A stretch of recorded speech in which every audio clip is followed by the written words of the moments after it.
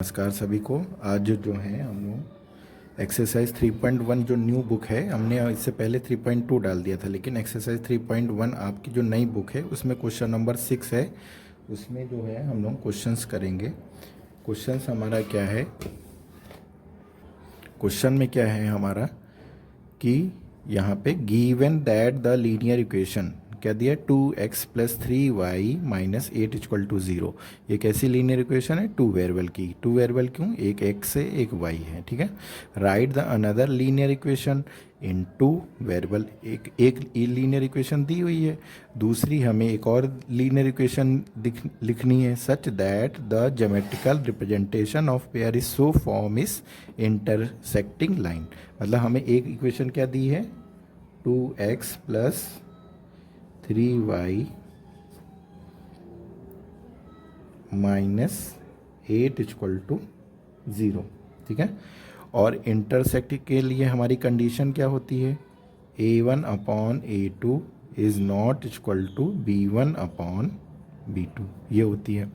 तो हमें ऐसा कोई नंबर लेना है कि a1 अपॉन a2 और लेकिन वो b1 अपॉन b2 के बराबर ना हो।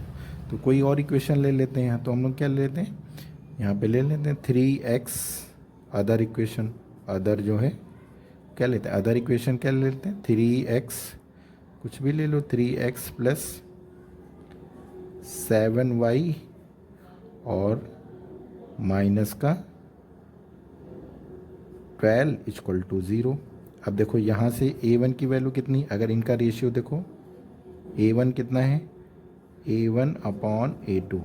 तो a1 हमारा कितना है, 2 अपॉन 3, a2 कितना है 3। और b1 क्या है, b1 अपॉन b2। b1 कितना है हमारा 3 अपॉन 7। क्या है, दोनों बराबर हैं, नहीं है। तो हमारी जो इक्वेशन लिए हैं वो कैसी इक्वेशन लिए हैं,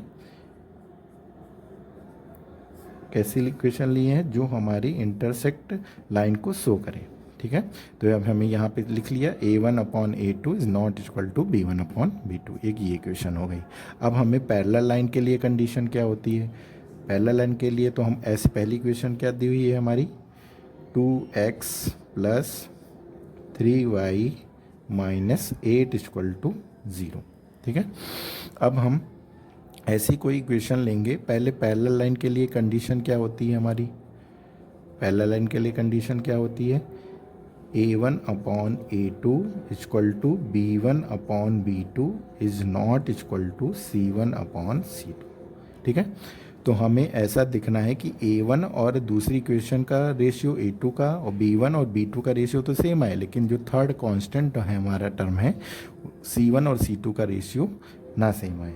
तो उसके लिए हम लोग कोई इक्वेशन ले लेते हैं, दूसरी इक्वेशन लिख लेते हैं, अदर इक्वेशन ऐसा लेते हैं। मान लो यहाँ 2 है, 2 2 जा 4 हो जाएगा, फिर 3 2 जा 6 हो जाएगा, और यहाँ ले लेते हैं प्लस, कुछ भी ले लो, प्लस 19 ले लें, 17 ले लें, 17 इक्वल टू 0 ले लेते हैं। अब देखो ज़रा a1 हमारा क्या है, ये a1 है, ये क्या है b1 है, ये क्या है c1 है, ये क्या है a2 है, ये क्या है b2 है, और ये क्या है c2 है। ज़रा यहाँ पे रखते हैं तो a1 अपॉन a2 निकालते हैं। तो a1 की वैल्यू कितनी है, 2 अपॉन 4, ये कैंसिल हुआ तो कितना आया, 1 अपॉन 2 आ गया। इसी तरह b1 अपॉन b2 लेते हैं, तो ये कितना आया 3 अपॉन 6, इसको कैंसिल करेंगे तो 1 अपॉन 2 आ जाएगा, ठीक है। अब लेकिन c1 अपॉन c2 लेते हैं, तो c1 की वैल्यू हमारी क्या है -8 और अपॉन में 17। तो दो a1 अपॉन a2 का रेशियो b1 अपॉन b2 का रेशियो तो इक्वल आ रहा है, लेकिन c1 अपॉन c2 का रेशियो इक्वल नहीं आ रहा है। इसका मतलब ये पैरेलल लाइन की कंडीशन हमारी सेटिस्फाई हो गई, b1 upon b2 is not equal to c1 upon c2। ये कंडीशन क्या हो गई, सेटिस्फाई हो गई। आई बात समझ में। अब हमें तीसरी एक ऐसी इक्वेशन लेनी है, पहले कोइंसिडेंट के लिए। पहली हमारी इक्वेशन क्या दी हुई है, 2x plus 3y minus 8 equal to 0। और कोइंसिडेंट के लिए कंडीशन क्या होती है, इसकी कंडीशन क्या होती है, इसमें सारे रेशियो क्या होने चाहिए, बराबर होने चाहिए। b1 upon b2, a1 upon a2 equal to b1 upon b2 equal to c1 upon c2। तो कहने का मतलब ये है कि यहाँ 2 है, तो ऐसा कोई नंबर लो जो सेम आ जाए। तो यहाँ पे अगर 2 है तो हम लोग यहाँ ले लेते हैं 2 7 जा 14x, फिर 3 7 जा 21y, फिर 8 7 जा 56 इक्वल टू 0। ऐसी कोई इक्वेशन ले लेते हैं। अब आपको दिख रहा होगा कि a1 की वैल्यू 2 है, b1 की वैल्यू 3 है, c1 की वैल्यू -8 है। इसी तरह इसमें a2 की वैल्यू 14 है, b2 की वैल्यू 21 है और c2 की वैल्यू हमारी क्या है -56 है। तो अब अगर इनको चेक करना हो तो a1/a2 निकालो ज़रा, कितना होगा 2/14, कैंसिल कर दो, कितना हुआ 1/2 आ गया। b1/b2 निकालो तो कितना हो जाएगा 3/21, 3 1 जा 3, यहाँ 7 है, 3 7 जा 21। इसी तरह c1 निकालते हैं तो c1 क्या है -8/56, माइनस माइनस कैंसिल, 8 1 जा 8, 8 7 जा 56, ये भी 1/7। इसका मतलब हमने जो इक्वेशन ली है 2 वेरिएबल की वो सही लिखी हुई है। ये देखो यहाँ पे सारे इक्वल आ गए, रेशियो क्या होते हैं इक्वल आ गए। ठीक है, तो इस तरह हम लोग क्वेश्चन नंबर 6 को करेंगे।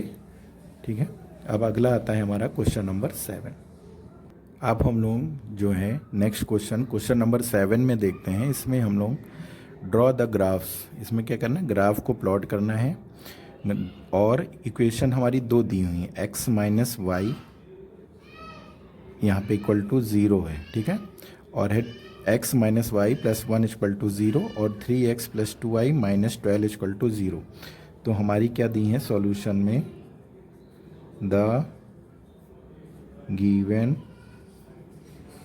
Pair of linear equation is, पहली क्या दी हुई है हमारी x minus y plus 1 equal to 0। ठीक है, और दूसरी हमारी क्या दी हुई है 3x plus 2y minus 12 equal to 0। ठीक है, अब हम लोग क्या करेंगे, यहाँ पे एक वेरिएबल को लेफ्ट साइड में रखेंगे, बाकी सबको हम उधर भेज देंगे। तो क्या करेंगे x को हम लिखा रहने देते हैं, x को लिखा रहने दें और हम लोग बाकी को उधर भेज दें। तो क्या हो जाएगा y उधर जाएगा माइनस का तो प्लस का हो जाएगा, और प्लस उधर जाएगा तो ये क्या हो जाएगा माइनस का 1 हो जाएगा। पहले y को उधर भेजा तो प्लस का हो जाएगा, प्लस का 1 है तो उधर जाएगा माइनस का 1 हो जाएगा। अब हम लोग क्या करेंगे, इसमें एक एक करके वैल्यू पुट करेंगे। अभी इससे पहले हम लोग जो एक्सरसाइज कर रहे थे उसमें भी वैल्यू पुट कर रहे थे, तो यहाँ भी वैसे ही करना है। कम से कम 2 या 3 सॉल्यूशन निकाल लेते हैं।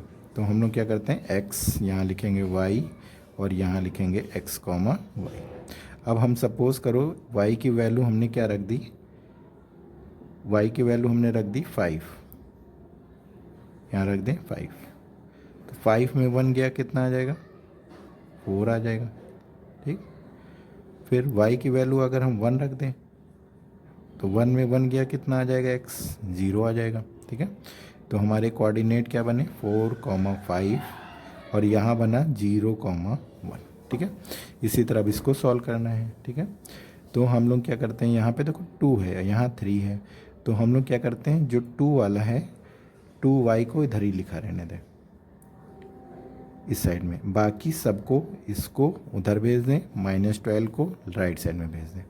तो पहले हम लोग क्या करेंगे 12 को भेजते हैं, तो इधर माइनस का 12 है तो क्या हो जाएगा उस साइड प्लस का 12, ये 3 क्या है प्लस का है तो इस साइड आएगा तो माइनस का 3x। ठीक, फिर अगली लाइन में y को लिखा रहने दें, फिर 12 माइनस 3x, और जो इसके बगल में कौन सा नंबर था 2, तो 2 हमारा क्या आ गया डिवाइड में आ गया। ठीक है, अब हम लोग क्या करेंगे, हमेशा 2 कोशिश करो कि 2 हमेशा डिवाइड में रहे।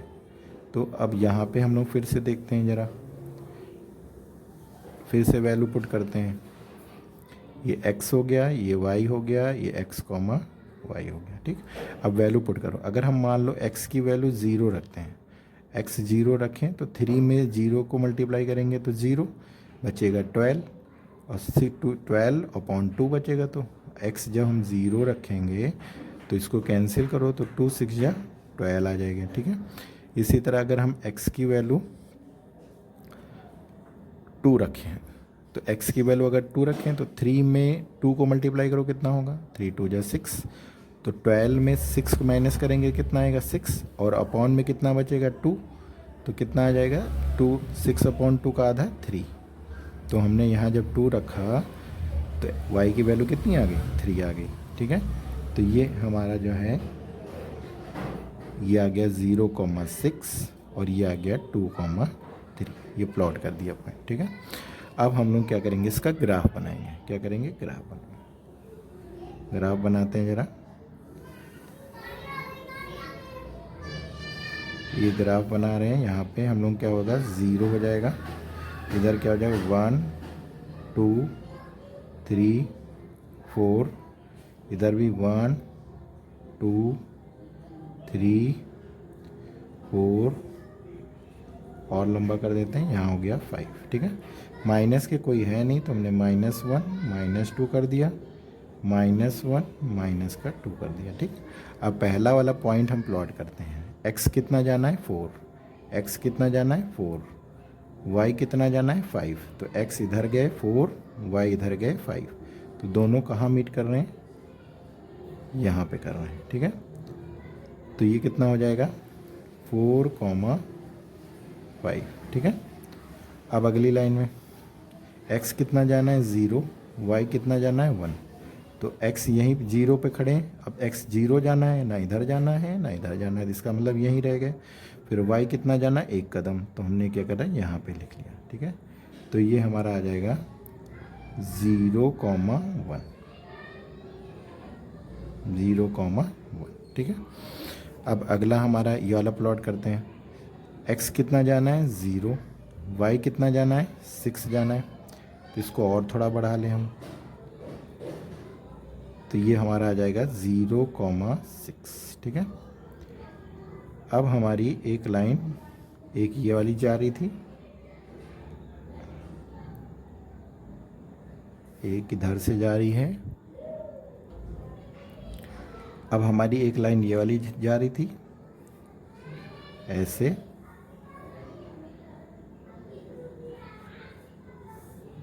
और एक 0,6 और x की वैल्यू 2 और y की वैल्यू कितनी है 3, तो यहाँ पे 2 और 3 यहाँ कहीं मिलेगा।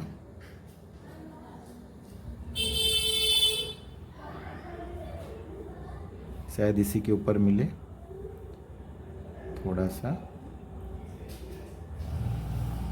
ठीक है। अब ये हमारा क्या है प्लॉट 2,3 है, 2,3 है। अब हमें x एक्सिस का बताना है। x एक्सिस पर determine the coordinate of triangle form by line and x axis shade by the triangular region. x axis कौन सा है, ये हमारा x एक्सिस। अब इस पे जो हमारा बनेगा ट्रायंगल वो हमें क्या बताना है, x एक्सिस पे बताना है और उसके वर्टेक्स बताने हैं ट्रायंगल के, and shade the triangular region, ठीक है। तो हमारा जो x एक्सिस पे, अब देखो ये हमारा क्या है, एक तो इस पॉइंट पे कट जाएगा तो -1,0 हो जाएगा, ठीक।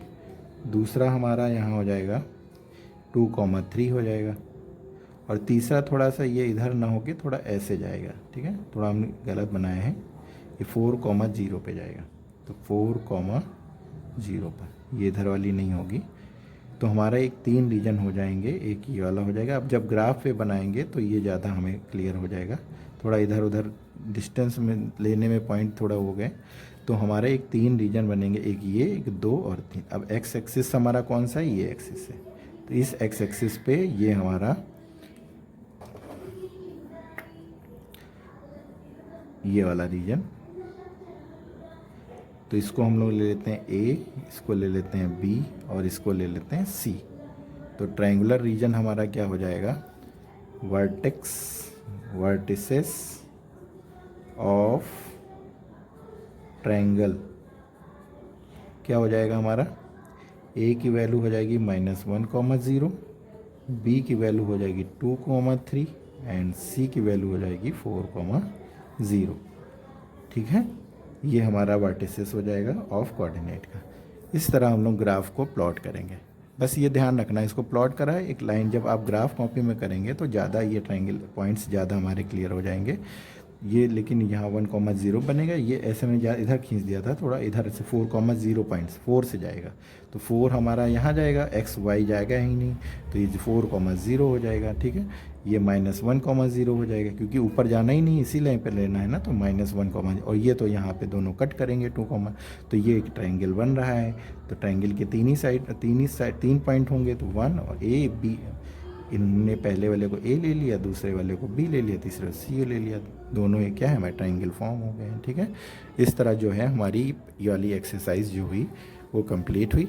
अब इसके बाद नेक्स्ट एक्सरसाइज जो है हमारी 3 पुरानी की किताब से 3.3 है, और जो नई किताब के हिसाब से, नई बुक के हिसाब से 3.2 है। ठीक है, ओके, थैंक यू।